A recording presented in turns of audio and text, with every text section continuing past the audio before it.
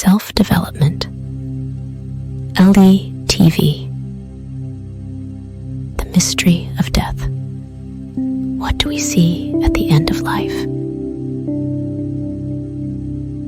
What do we see when we are nearing the end of life? This has been a subject of deep curiosity and research. In April 1999, American physician Christopher Kerr had an extraordinary experience that changed his career.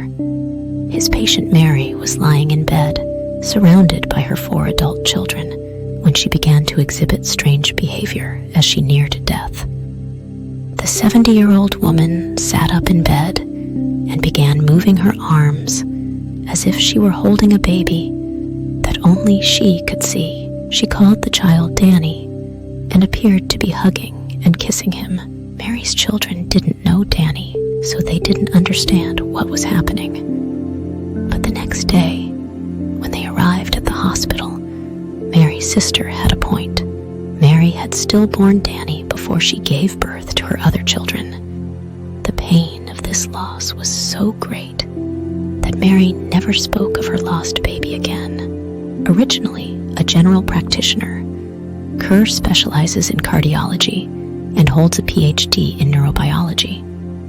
But the experience was so extraordinary that he decided to change careers and dedicate himself to studying the experiences of people near death.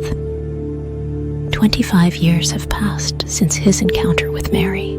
Kerr is considered one of the world's leading experts in the field of studying visions and dreams seen by people near death.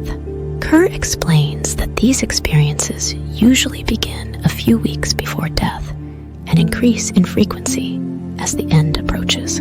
Kerr says he has witnessed people reliving important moments in their lives, as well as seeing and talking to mothers, fathers, children, and even pets who have passed away years ago. These visions feel real to the patients, are intense, and generally bring them peace.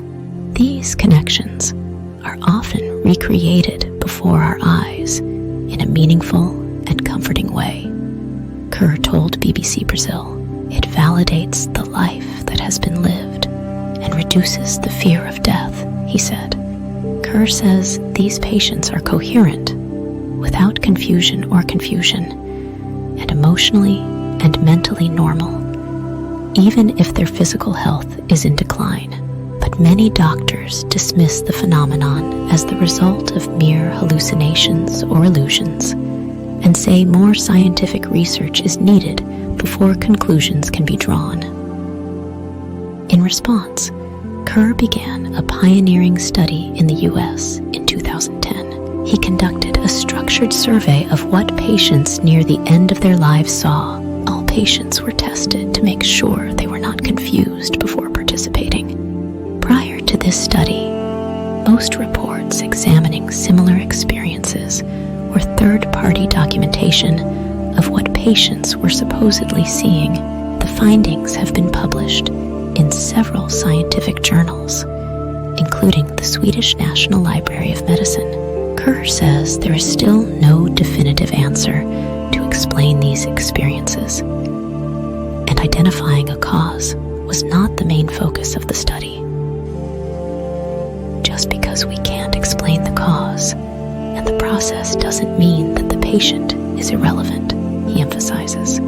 Kerr is currently the Chief Executive Officer of a palliative care provider in Buffalo, New York. His book, Death is Just a Dream, Finding Hope and Meaning at the End of Life, has been translated into 10 languages since its publication in 2020. What will we see when death approaches? The answer to this question is still unclear, but Dr. Christopher Kerr's research has given us more insight. Source: Alessandra Correa, BBC Brazil. Thanks for whack-thing.